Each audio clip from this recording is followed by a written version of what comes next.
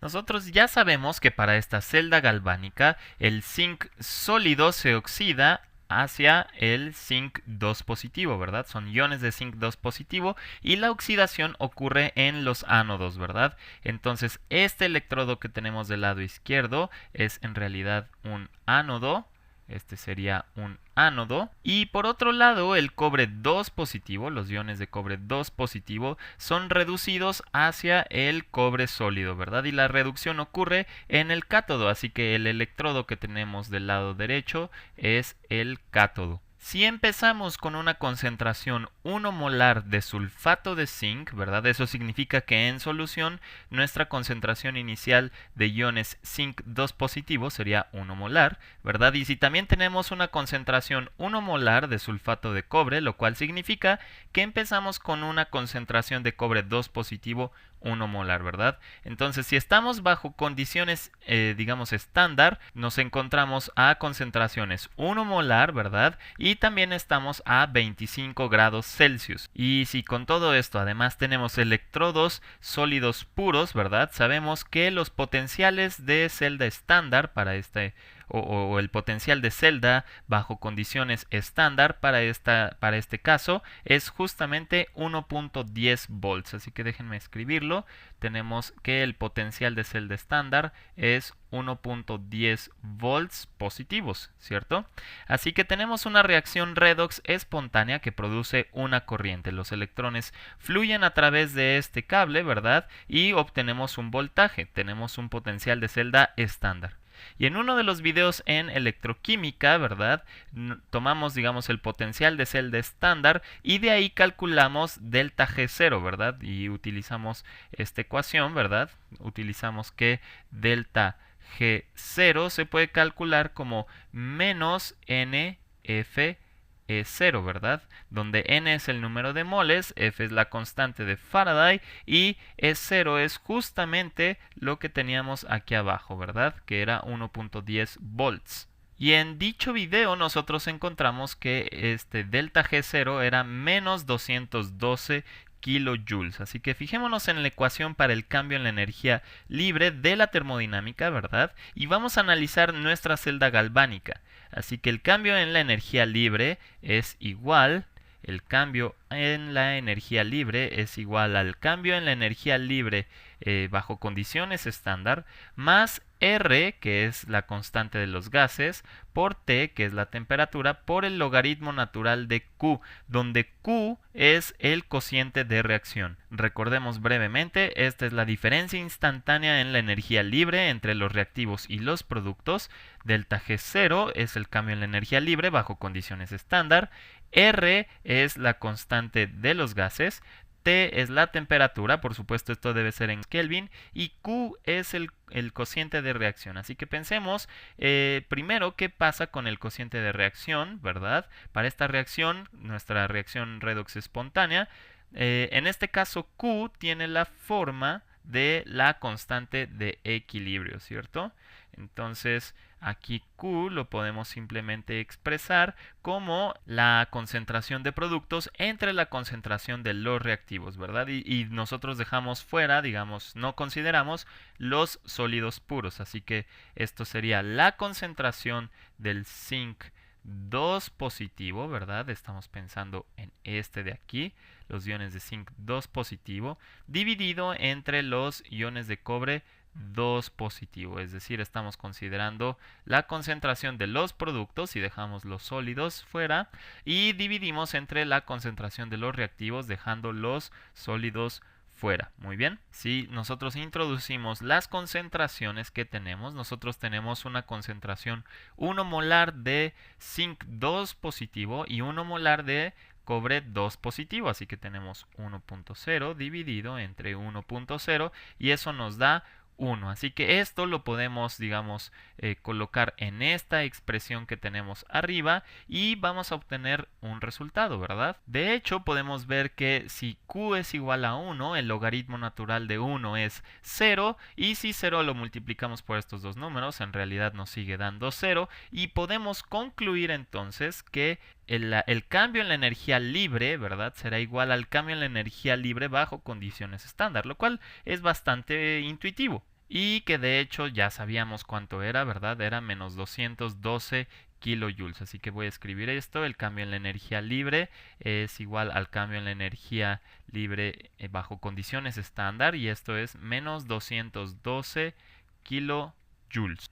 Y por supuesto podríamos pensar que estos son kilojoules por mol de la reacción. Muy bien. Entonces vamos a dejarlo simplemente así, ¿verdad?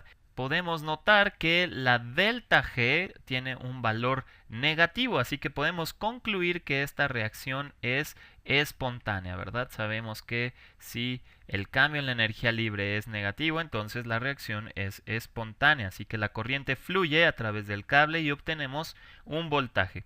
Ahora vamos a regresar un poquito arriba, ¿verdad? Nosotros obtenemos un voltaje, así que de hecho nuestra reacción va hacia la dirección de la derecha, ¿verdad? Para crear más productos. De hecho vamos a hacer más productos de este lado, ¿verdad? Vamos a hacer muchos más productos, y si nos preguntamos qué ocurre con Q a medida que la reacción procede hacia la derecha, bueno, pues podemos ver que estamos incrementando la concentración de nuestros productos, ¿verdad? En particular estamos aumentando la concentración del zinc 2 positivo, ¿verdad? Estamos aumentando la concentración de los iones de zinc 2 positivo. Por otro lado, estaríamos disminuyendo la concentración de los reactivos. En este caso, por ejemplo, pensemos en la concentración de los iones de cobre 2 positivo. Estamos disminuyendo la concentración de los iones de cobre 2 positivo. Si nos fijamos que estamos aumentando los productos y disminuyendo los reactivos, entonces podemos concluir que Q está aumentando, ¿verdad? Q está aumentando. Pero también podríamos preguntarnos, si Q aumenta, ¿cómo cambia la delta G, verdad? Así que, ¿qué es lo que ocurre con la diferencia instantánea en la energía libre entre los reactivos y los productos?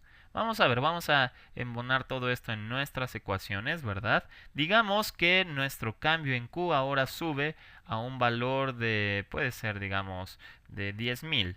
Vamos a tomar un valor de 10.000 para el aumento de Q. Y notemos que originalmente teníamos un valor de 1. Muy bien, así que vamos a ir sustituyendo todo esto, ¿verdad? Vamos a tener que el cambio o la diferencia instantánea en la energía libre será delta G0, que ya sabíamos que era menos 212. Voy a ponerlo menos 212.000 joules. Joules, por supuesto, y esto podríamos pensarlo nuevamente como joules por mol de reacción, ¿verdad? Más vamos ahora a tomar la constante R, que nosotros sabemos que es 8.314 joules por mol de la reacción por Kelvin. Muy bien.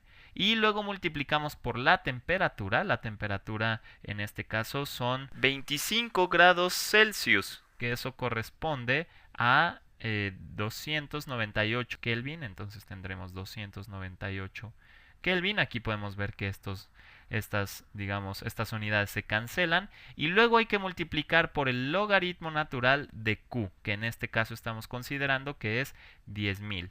Así que si queremos calcular delta G, digamos, para este momento, entonces tenemos que calcular el logaritmo natural de 10.000. ¿Ok? Logaritmo natural de 10.000. Y eso hay que multiplicarlo por 298 y multiplicarlo por 8.314. Muy bien, 8.314. Eso nos da este resultado. Y luego hay que sumarle menos 212.000. 212.000. Muy bien, y obtenemos como resultado menos 189.180, que lo podemos dejar simplemente como menos 189.2 kilojoules por mol de reacción, ¿verdad? Entonces obtenemos menos, déjenme bajar un poco, que el cambio en la energía libre será menos 189.2 kilojoules por mol. Muy bien. Así que en realidad no estoy muy concentrado en, digamos, cuál es el número exacto. Simplemente quiero hacer notar qué es lo que ocurre a medida que cambiamos Q, ¿verdad? A medida que hemos incrementado Q, fuimos desde Q igual a 1 hasta 10.000. Y podemos ver que fuimos de menos 212 kilojoules para el cambio en la energía libre al valor de menos 189 0.2 kilojoules. Así que estamos acercándonos un poco más a cero, ¿verdad? Estamos acercándonos al equilibrio, pero en este instante, ¿verdad? Justo cuando Q es igual a 10.000, aún tenemos un valor negativo. Así que como tenemos un valor negativo para delta G, la reacción sigue siendo espontánea. La reacción, digamos, la reacción aún es espontánea. Muy bien, todavía es espontánea, ¿ok? Así que aún vamos a generar una corriente y vamos a generar todavía más productos y vamos a tener un voltaje en este momento del tiempo, ¿verdad? ¿Cuál sería el voltaje en este momento? Bueno, tendríamos que calcular el potencial de celda instantáneo, ¿verdad? Y el potencial de celda instantáneo sería lo que tenemos que calcular. Y eso lo podemos calcular a partir de la fórmula que tenemos para delta G, ¿verdad? Delta G es igual a menos NFE, donde N es el número de moles, F es igual a la constante de Faraday, y E es justamente el potencial de celda instantáneo. Y simplemente para ahorrarnos tiempo voy a darte de una vez la respuesta. Puedes hacerlo en la calculadora, pero el potencial de celda en este momento sería 0.98 volts. Muy bien, así que la reacción es espontánea, aún producimos un voltaje, ¿verdad? Pero notemos que nuestro voltaje ha disminuido muy poco, ¿verdad? En el ejemplo anterior, bajo condiciones estándar, en este momento el voltaje sería de 1.10 volts. Lo teníamos por aquí, ¿verdad? Era de 1.10 volts y ahora tenemos simplemente 0.98, que es bastante parecido, ¿verdad? Ahora vamos a preguntarnos qué ocurre en el equilibrio. Así que sabemos que en el equilibrio, ¿verdad? El valor de Q es igual a K, ¿cierto? En este caso, Q es igual a la constante de equilibrio, ¿verdad? Y a 25 grados Celsius, K es igual a 1.58 por 10 a la 37. Muy bien. Eso es para esta reacción a 25 grados Celsius. Muy bien, y este es el valor de la constante de equilibrio. Vamos a tomar este valor y vamos a colocarlo en la ecuación para delta G y veamos qué es lo que obtenemos. Muy bien, recordemos que delta G sería menos 212 kilojoules por mol. Muy bien, más, vamos a verlo de acá arriba. Muy bien. Aquí está, ¿verdad? R por T por el logaritmo natural de Q. En este caso recordemos que R era 8.314, ¿verdad? Luego multiplicamos por la temperatura, que eran 298 Kelvin. Y luego multiplicamos por el logaritmo natural de 1.58 por 10 a la 37. Muy bien. Vamos a hacer esto en la calculadora nuevamente. Vamos a calcular el logaritmo natural de 1.58 por 10 a la 37. Muy bien. Y luego eso lo multiplicamos por 298 y multiplicamos por 8.314. Muy bien. Entonces, si redondeamos esto, nos da 212, ¿verdad? Eso nos dará 212. Por supuesto, estos son kilojoules por mol de reacción. Y aquí tendremos menos 212 kilojoules. Recordemos, en realidad no nos estamos fijando en los valores exactos. De todos modos, este número que teníamos aquí ya lo habíamos redondeado. El punto es que cuando estamos en condiciones de equilibrio, ¿verdad? Estos dos números se cancelan y lo que obtenemos para cuando estamos en equilibrio es que el cambio en la energía libre, es decir, delta G, vale 0, ¿verdad? Ahora, si nos fijamos en esto, veamos cuánto vale el potencial de celda. Nosotros sabemos que el potencial de celda, de hecho lo podemos calcular de aquí, se relaciona con la energía libre con esta ecuación. Si este valor es 0, entonces este número, que es el potencial de celda, también tiene que ser 0, ¿verdad? E tiene que ser 0. Y por supuesto el voltaje es 0 cuando nuestra reacción redox llega al equilibrio. Así que digamos, la celda muere, la batería ya no funciona, ¿verdad? Entonces espero que esto te haya ayudado a entender un poco más las celdas galvánicas en términos de los cambios de la energía libre.